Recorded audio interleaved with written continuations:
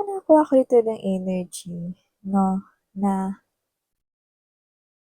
alam mo yung kapit is sobrang kapit, 'no, yung ayaw bumitaw. So, I think this is the type of energy right here na hindi ka iiwan or hindi mang-iiwan. Yan, ang bigat na agad unang mensahe pa lang 'no.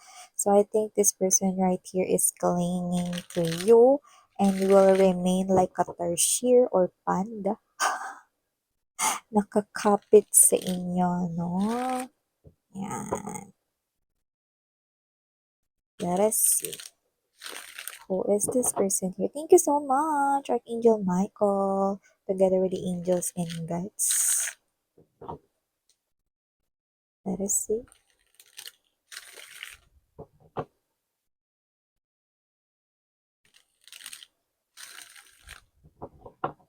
Okay, let's go ahead and check out other informations related to that.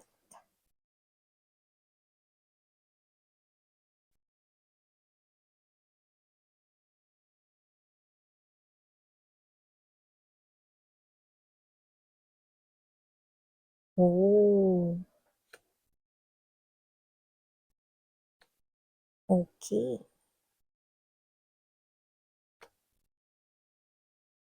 Alam mo, simple ng datingan ng reading natin ngayon mga babes, no? Kasi it's all about this person here, kung paano siya makitungo sa'yo, kung um, ano siyang klase ng partner sa'yo. Kasi iba sa inyo, posibleng may connection na kayo, mag-boyfriend-girlfriend na kayo. Iba sa inyo, posibleng ikakasal na kayo, or yung iba married na. But this is what inside this person's thoughts and feelings for you. So yeah, let's keep moving. You also got two aces na dito with the Ace of Cups energy, Ace of Wands. Beautiful. So Moon card energy. Yeah, very clear, very direct. Wow. Two of Wands energy double. This is someone here, no, na parang sinasabi niya rito na handa siya rito na tahakin yung rocky road na daan, no? Kung alam niya yun yung papunta sa'yo or kung yun yung kailangan niyang sabayan to be with you, gagawin niya kahit na mahirap yung mga pagdaanan ng mga challenges, no? Bahala na, pero hindi ka niya pababayaan, hindi ka raw niya iiwan. Yeah, this person right here will do everything, no, to make this relationship work no matter what happen. So, we also have here the King of Cups energy. Actually, this is not someone here na nagwe-wear ng kanyang heart sa kanyang sleeves. But this is the type of person right here na cheesy. Yan o, cheesy siya rito. So, this person right here thinks about you a lot.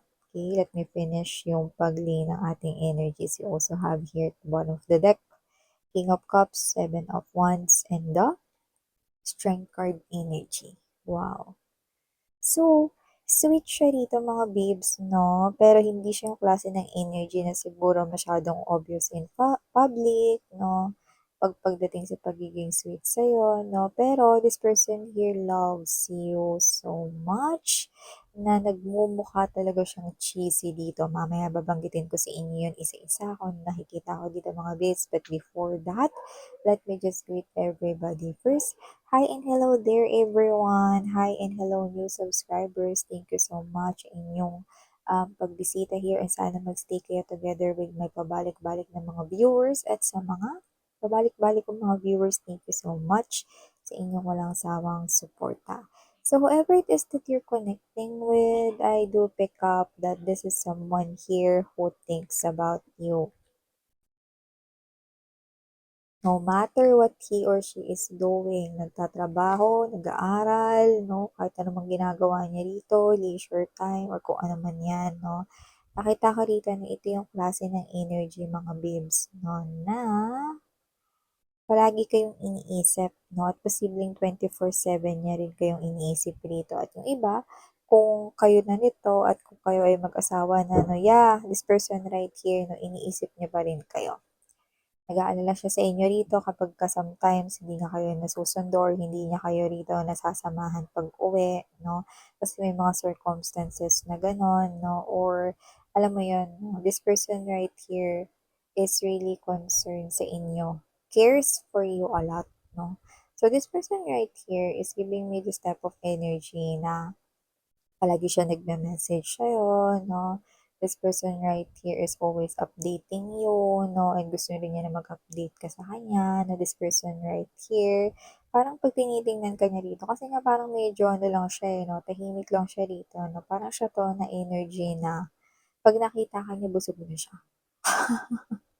Yung kunwari lunchtime na ano, parang 'pag nakita ka niya or nakausap ka niya, parang busog na siya, gano'n yung energy niya. See, 'di ba may pagka-cheesy siya, pero this is not someone here who is wearing his or her heart sa kanyang sleeves. Maybe in front of other people, siguro medyo shy siya or medyo hindi lang siya komportable 'no, nakikita ng iba na alam mo yung parang minsan gusto mo na mag-act cute, 'di ba? Pero hindi mo magawa kasi nakakahiya in front of other people, lalo na kung ikaw ay introvert or homebody, tama, 'di ba? So, possible na gano'n siya, okay. So, nakita ko rito na possible rin namang hindi siya introvert 'no, pero possible na shy siya, 'yan. So, nakita ko dito mga babes na this person right here na wala talaga siyang ibang tiningnan or tinitingnan ditong iba maliban sa'yo 'no. So, nakikita ko dito that this is someone here who is faithful sa'yo since day one up until now. So, nakikita ko rito na parang siya yung klase ng energy na kung hindi pa kayo mag-asawa or kahit mag-asawa na kayo, mag-boyfriend, girlfriend man kayo ngayon para sa iba sa inyo, alam mo yung pag-aalis siya or ikaw yung aalis 'no, nililingon ka pa niya or tinitingnan ka pa niya 'no, na makaliko ka na ng kanto or siya ito 'no, na bago siya umalis pagkahatid sa'yo 'no, nililingon ka pa niya 'no. So, I think this person right here 'no, always misses you kahit na parang magkasama lang kayo kanina, see, cheesy talaga siya. So, nakita ko dito na may pagka-clingy rin siya rito 'no, and this person right here is parang wala siyang pakialam sa kung ano man yung posible ninyong pagdaanan in the future as long as magkasama kayong dalawa. Walang kahit na sinong makakapag-iwalay sa inyo, walang kahit na sino rito na makakapaggambala sa inyong dalawa. Nakita ko rito mga babes 'no, na kung sino man 'tong energy na 'to 'no, this person right here is someone na posibleng na-meet ninyo sa work or nakilala ninyo na dahil sa isang katrabaho. 'Yan 'no, iba sa inyo, okay, that might not be resonating sa iba, pero yung iba, yes, 'no. Katrabaho niyo ito o yung iba naman is posibleng nakilala niyo dahil sa isang katrabaho na friend niyo na rin. So, nakita ko dito na itong person na 'to 'no, this is someone here na, meron siya ditong plano. May plano siya rito na parang, lumabas kayo, mag-date, kasi parang ang tagal niyo na raw hindi nakakalabas. Yung parang tipong hindi yung date na mamamasyal kayo ta's uuwi din kayo agad 'no. Parang yung gusto niyang date is yung kunwari staycation or bakasyon 'no, yung 3 days, mga ganyan, 3 days, 2 nights or ano 'no, 1 week, yung mga ganyan. Gusto ka niya makasama ng ganyan. Gusto niya makapag-relax kayo together, yung kayong dalawa lang 'no, or kung may anak na kayo 'no, 'yan 'no. Kayo lang 'no, as a family 'no, 'yan nakita ko rito. Okay. So, nakita ko rito mga babes, kung sino man 'tong energy na 'to 'no, this person right here loves you so much. May pagkaseloso rin siya rito, lumalabas rin dito mga babes na ayaw niya dito may ibang lumalapit sa'yo, siyempre naman. So, nakita ko dito na parang, this person right here is 'pag nagseselos siya rito halata. Yung facial expression niya madali mong napapansin 'no, or 'pag naiinis siya kilala mo na agad siya rito 'no. So, nakikita ko rito na, yung iba possible na hindi nila inaamin 'pag tinatanong mo ng diretso na, "Bakit nagseselos ka 'no?" 'No, and siya ito na seselos? Bakit? Kaselos-selos ba yun?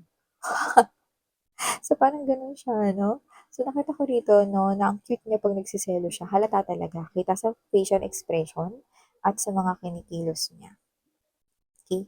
So, nakita ko dito mga babes 'no, that this person right here is someone na possible na nag-o-overthink din minsan. Kasi parang siya ito na meron ditong mga nakita ako na mga situations na parang medyo matagal na nangyari pero hindi pa rin nagkakaroon ng clear out of energy or hindi niya pa rin ito naa-accept, 'no? Possible na may mga trauma na nangyari sa kanya before dahil sa mga pinagdaanan niya na possible bad experiences sa kanyang nagdaang life. So nakita ko dito na ito ay nakakaapekto pa rin sa kanya pero this person remains quiet. Yan. So, nakita ko dito 'no, na kung sino man siya, um, parang nagiging kadlungan ka niya. Parang nahahanap niya dito yung sense of comfort sa'yo. Kaya kapag nandiyan ka, parang pakiramdam niya okey na siya. Parang you are like a doctor daw 'no. Parang you instantly heal kung ano man yung pain na nararamdaman niya. Parang being with you, he or she feels like safe siya at feeling niya um, you save his or her life. Wow. So I do see that this person here loves you so much for you to be able to receive all of this romantic messages coming from your person over here. So kung sino man tong energy na to, this person here likes you from the start and still nahuhulog ang kanyang loob sa'yo, fell in love with you every day. And nagpapatuloy na lumalago, lumalaki ang pagmamahal niya sa'yo. So, nakikita ko dito na alam mo yan. Okay? At nakita ko dito that with the Seven of Wands energy strength card right here, no? Even though he or she is not the one who is very blunt, no, in expressing his or her emotions and feelings in public. But this person right here, meron siyang enough strength to protect this relationship no matter what happens. So, nakikita ko dito that this person right here could be younger than you, but doesn't have to be. Just take how this resonates na. Pero yung iba sa inyo, wala tayong age dito, wala tayo ditong gender, okay? So, nakita ko dito na kung sino man tong energy na to. This energy right here, talaga namang wala na. Fell in love na talaga siya sa'yo. No? Head over heels na talaga ito. No? At kung sino man tong energy na to, no? This person right here, when you came into his or her life, you brought that big change. Na nagulat din siya kung paano mo nabago rito yung kanyang mundo. Yan. So, nakita ko dito mga babes, kung sino man tong energy na to, this person right here can definitely exceed kung ano pa yung pwede niyang i-offer or na-offer niya na na-love sa inyo. So, this person right here, okay, kapag ka pinangako niya sa inyo, aalagaan niya kayo hanggang sa pagtanda ninyo, then believe that because that is one of his or her dream to take care of someone he or she truly loves. And meaning to say, this person right here, sinasabi niyang, you, collective, ikaw, ang kanyang one true love. Wow! See, napakasimple ng ating reading dito, no? This is what this person here is thinking about you. The moment this person right here, nakita ka, okay na. Diba? Ang sarap sa pakiramdam, diba? Na may taong nagmamahal sa'yo ng ganito. And this person right here is your person. Okay? And I'm seeing right here in the presence of the Two of Cups energy, you also think that this person right here is someone na alam mong nababagay sa'yo. So, nakita ko dito na kung sino man tong energy na to, no, iba matagal-tagal na rin kayo nagsasama, ha? At nakita ko dito na patunayan niya na ito sa'yo, marami na rin siya nagawa dito for you. May nakita ko dito na mahal mo rin naman itong person na to.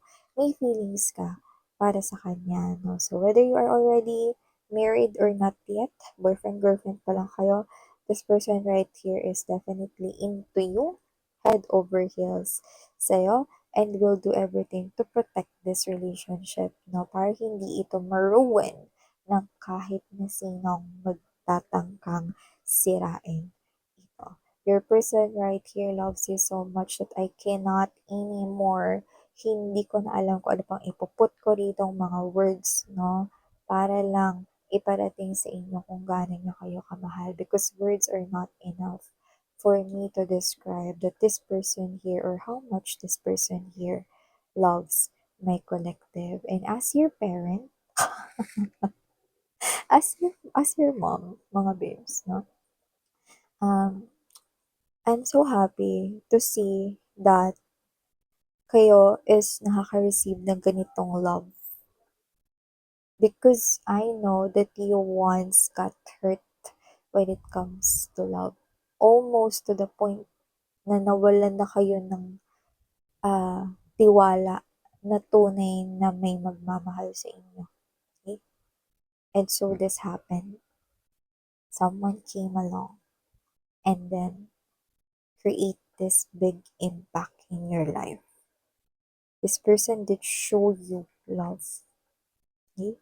And not just love, but it's genuine, real, true, tunay. Okay? So yeah, wow. These are all the beautiful messages we've got right here from this person. For the initials, I'm saying right here WSTNP.